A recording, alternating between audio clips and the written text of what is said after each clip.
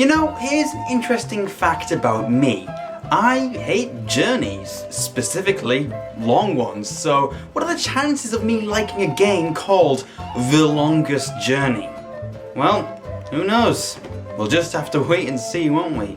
Because the game I'm reviewing is called The Longest Journey. The Longest Journey is a point-and-click adventure game created by Funcom in 2000, or 1999 in Norway. I would have asked why just nowhere to start with, but I took a look at one of the names of the developers and I kinda pieced it together in my head. The game boasts what Wikipedia calls an enigmatic, complex storyline, and the game itself has been heralded by some as one of the best point-and-click adventure games of all time. Better than The Secret of Monkey Island? Better than Myst? Well, we'll just have to see about that. I'm a little skeptical myself, but I'll let the game decide. Allow me to introduce you to April Ryan, a sassy young artist who currently lacks inspiration for her art. By chance, however, April is having what she believes are bad dreams, and we get to see one of these in the game's prologue. These dreams take place in this surreal landscape with big twisty rocks, ominous fog, and a beautiful sunset. Isn't it nice? I could probably set up a 10 here or something. This short segment is designed mainly to ease players in. It involves a basic puzzle, a basic dialogue tree, and a basic introduction to our protagonist. And basically, it's, well, basic. But it's a neat little introduction with talking trees, glowing dragons, and vexed Metroids. Oh, this is gonna be a weird game, isn't it? Of course, this quote-unquote nightmare ends when the first chapter begins, in which our goal is to, go about our day. Hey, because that's what I play video games for. The thrill of a daily routine. On the way to where you need to be, there are a few people you can talk to. There are some people I'd rather not talk to though, like this guy. He's a bit of a douche, I have to say. But this guy here, Cortez, he's a mystic Mexican. We don't know that yet, but he does know about April's bad dreams. Apparently that's creepy though, and April gets a little annoyed with him. I don't know why though, I mean he seemed like a really cool dude. Sunshine and pretty senoritas give an old man like me the blues. I like my days cold and rainy. You preach it, brother. Anyway, the first chapter is fairly, uneventful. You're literally just going about your business until Cortez relays a message to you to meet up with him at where children visualize their dreams. Of course, you have to work out what this cryptic twaddle actually means. Because, you know, he's a mystic Mexican. Would it not have been easier just to say, meet me at the Roma Gallery? Ugh, oh well. This whole arc about discovering what Cortez wants for you is honestly drawn out a little much. I mean, after meeting him at the gallery, he asks you to meet him again. So, in the next chapter, you have to go seek him out yourself. Where is he? Why, he's in a theatre, of course. I mean, where else would he be? We can't just walk in though, no, that'd be way too easy. Essentially, you've got to take care of the two guys out the front. One of which talks like a character from To Kill a Mockingbird, the other is Conspicuous Guy. Or at least that's what the game calls him. Conspicuous Guy is hungry, so you can give him sweets, right? Therefore, let's put slime on a sweet. Because I'm a shining example of humanity. As for the other guy at the theatre, get this. You need to get a fuse key from a subway. Simple enough, but to do that you need to make some kind of fetching device. And to do this, you need 3 items. The first is a rope, easily acquired from April's bedroom window. The next is a clamp, which you can easily get from this mystifying machine. But it's not that easy. Oh no, you need to rewire it with a gold ring you lost, but you don't know you lost it unless you check the notice board in the boarding house. So you see the complications here. The final item is an inflatable duck. Well, I must admit, this device looks, interesting. It's not exactly what I had in mind, but then again, would this thing ever cross anybody's minds? So finally, after this tedious battle with backtracking and logic, you can grab the fuse box key and bugger with the lighting, thus removing the guy from his post. So we're finally able to get into the theatre now, right? Wrong. You still have to get him fully occupied. It's ridiculous. All I want to do is meet up with a Mexican guy. Why is it so difficult? Now you have to confuse the theatre worker with a fire and a fake cop silhouette and make him do the monkey. Hands up! Spread your legs! And do the monkey! Dance! And there. Now we're in the theatre. This entire process seemed really overcomplicated to me. Honestly, I was almost starting to get bored. I was worried by this point, worried that I would find most of the game like this. Except, it's not all like this. Once the longest journey picks up pace, you discover that April is a shifter, someone who can shift between two worlds. Or should I say that they are a link between worlds? And this is where the lore of the game comes into place. Allow me to explain. So, the world as we know it used to be one world, consisting of both magic and logic, chaos and science. But as humans began to abuse magic, it seemed that the world would need to be balanced, and so the worlds were split into two different worlds. One of logic and science, the other of magic and chaos. The world of logic, Stark, is essentially just Earth, our planet. The world of magic, on the other hand, is called Arcadia, which is a fantasy world. And so we have two worlds in balance, separated to avoid the end of everything. Of course, our friendly neighborhood villains, the Vanguard, want to reunite these two realms for their own gain. And so, April is asked to put a stop to their evil schemes. Oh man, this lore, so deep, so detailed.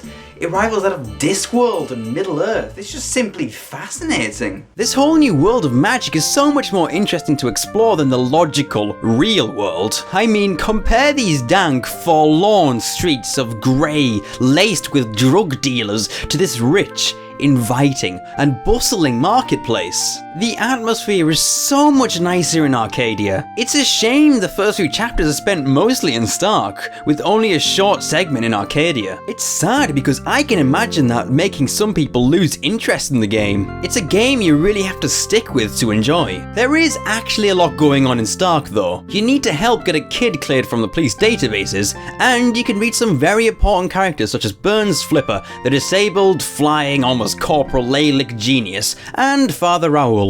He's a priest. But once you've done everything here, the full Arcadian experience begins. You start off talking to Mr. Potato Head over here, but you go on to converse with sailors, save a talking bird who soon becomes your companion, and go on a quest to defeat an alchemist who is embargoing wind, so ships can't sail out of the port. And so we set out on our quest to slay the evil alchemist and to bring wind back to the town of Mercuria. But there is trouble in the forest. And along the way we meet the Gribbler. Cue spooky thunder sound effect.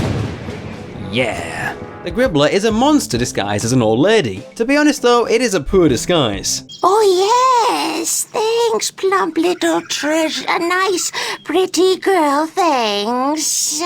And people fall for this. How? For God's sake, she isn't even subtle. And it's a play on the whole Hansel and Gretel witch invites you in and tries to eat you motif, which, you know, makes it bloody obvious. Anyhow, this Gribbler figure is somewhat terrifying. So much so, it scared Jordan underneath as a kid. And that guy, he lives in a basement, you know. He's probably hard to spook. Oh god, how do I kill the Gribbler? What do I do? The loose plank? Oh. That worked out pretty well. Yes, okay. I'm hanging out with Ewoks. I mean, they're technically called Banda in this, but, you know, they're basically Ewoks. It's obvious how much this game borrows from popular culture. It's not necessarily a bad thing, but the game has hints of it everywhere. I mean, Stark feels like Blade Runner and Arcadia feels like Lord of the Rings. Again, not a bad thing, but it's not hard to spot the inspirations here. Anyway, we have an alchemist to defeat, and he lives in this castle. Great. Earlier, I mentioned that you save a bird, and it soon becomes your companion. Well, by this point, the bird, named Crow by April, is essentially in your party, so to speak. Outside the alchemist's castle is the first point in the game where Crow is actually useful. There are so many other places he can be useful too, and to make things better, this little guy just loves being sarcastic. What am I doing here? What am I doing here? How about a nice to see you, Crow, or I've missed you so much, Crow, or at least a glad to see you out of that chest, Crow?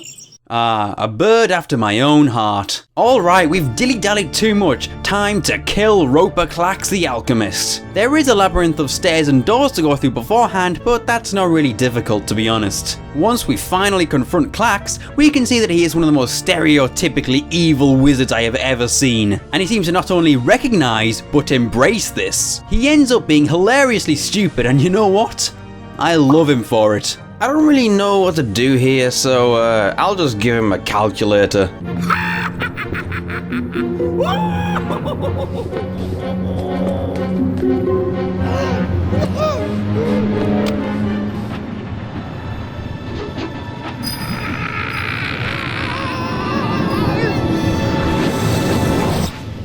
Did we just defeat an alchemist with a calculator? Huh, yeah, we did. We just have to accept that. I mean, calculators are deadly apparently. They can absorb people. I don't really trust them anymore. Once we beat Clax, we can do some alchemy! Yeah! Whoops, that didn't seem to mix too well. Oh no. And we can also progress in the story. So there's that too. The next section of the game puts you on a ship, which I adore. This Monkey Islandish setting wins me over easily, and it introduces you to one of my favourite characters in this game, Captain Nebervey. I don't need to tell you why he's awesome, just listen to this line. I feel in the mood for a shanty. And I feel in the mood for a keel hauling. This entire game is a collection of adventures in both Arcadia and Stark. You'd be forgiven for thinking you're playing several different games. The settings just fluctuate wildly. You go to an underwater city, not Rapture, you go to a desert island, you go to a village of winged creatures, and you even visit weird science labs later on.